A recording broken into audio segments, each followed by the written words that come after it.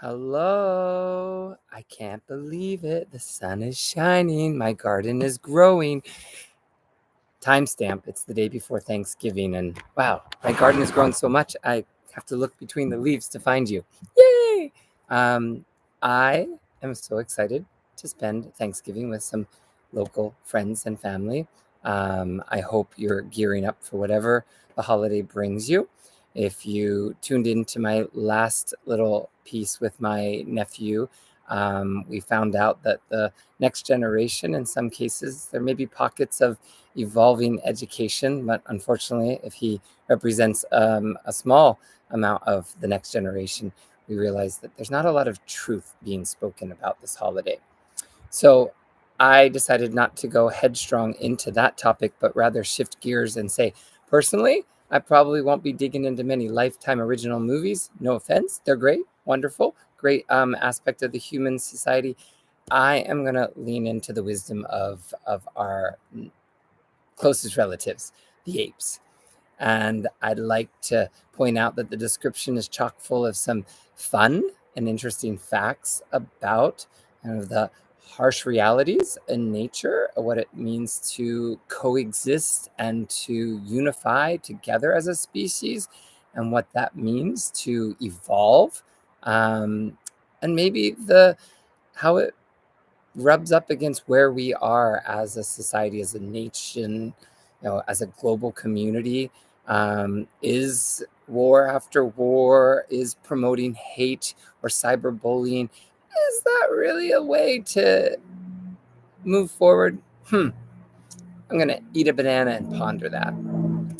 I think rather than add a whole lot more to this and stir the pot, if you are going to gather and sit with your fellow human, if you're going to turn on the tube and watch something, might it be a way for you to truly appreciate one another? Can there be true brain functioning of the Homo sapiens to lean a little bit into love? So I'm going to look for the trees and the forest at the same time, and just share with you a short essay from Jane Goodall's With Love book that was gifted to me. And a little spoiler alert in case you have not watched the latest Planet of the Apes in the series. I think it's The Kingdom of the Planet of the Apes. It is so interesting that I once hinted in an earlier video here that old book, that I bought as a child. It was so intrigued that they would name the main human character Kenny.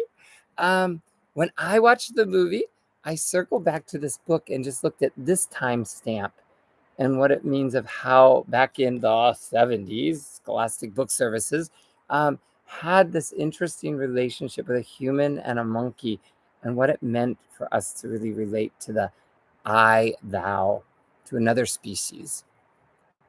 And maybe, this could be revised. Maybe I'll write a new one someday, but I wouldn't keep a monkey. But maybe it just gives us a chance to think where we are now and where we want to go.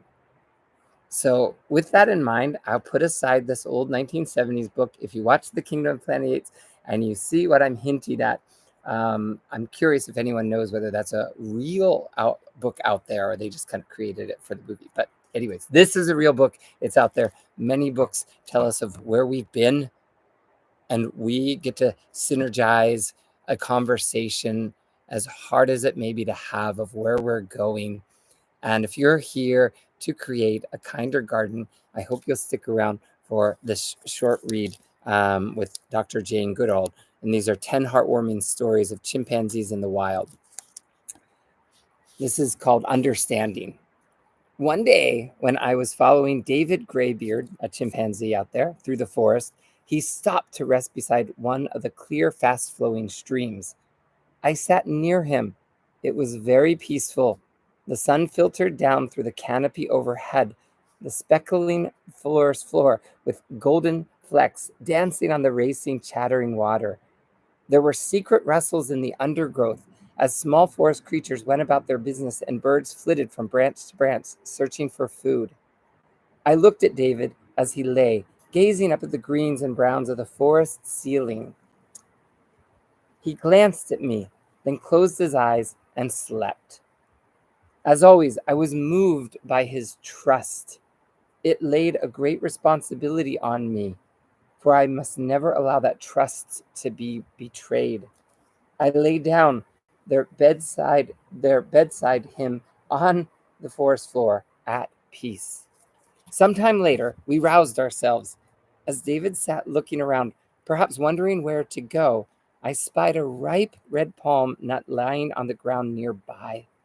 I picked it up and held it towards David on my palm. He turned his head away.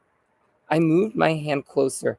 Then David took the nut and at the same time closed his fingers around my hand. He glanced into my eyes, let go of my hand, then dropped the nut on the ground. It required no scientific training to understand the message of reassurance conveyed by the gentle pressure of his fingers over mine. He rejected my gift, but not the giving. He rejected my gift, but not the giving. His message had no needs of words, and it was based on a far older form of communication, and it bridged the centuries of evolution that divided us. You, me, those that look like yourself, those that don't look like yourself, are waiting for you to reach out. It takes a risk.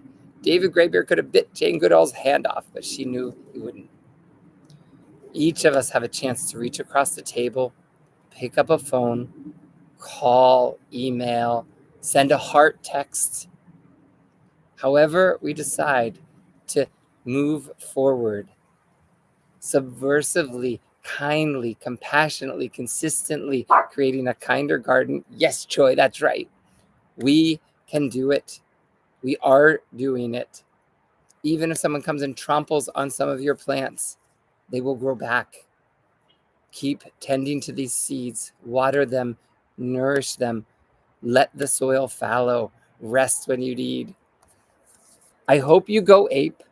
I hope you find a nut to grab. I hope someone else chooses to hold your hand, whether they receive the nut or not, that you offer it with love.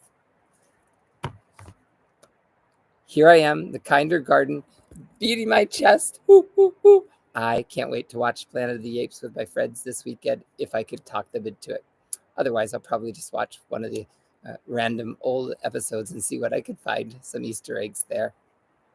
From my kinder garden to your kinder garden, I wish you a Thanksgiving full of contentment. I wish you a season full of opportunity to realize that you have everything you need. And even though an old me would say, who needs to make more content out there?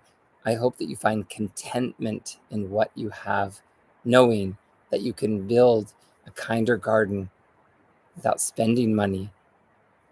Just a little heart energy out there. I don't have a monkey. I do have lots of love. I'm sharing it with you. I'm also going to rest a lot. I love you. Thank you for joining. May you reclaim some part of who you truly are and fill this world with kindness and love. Toodles. Bye-bye.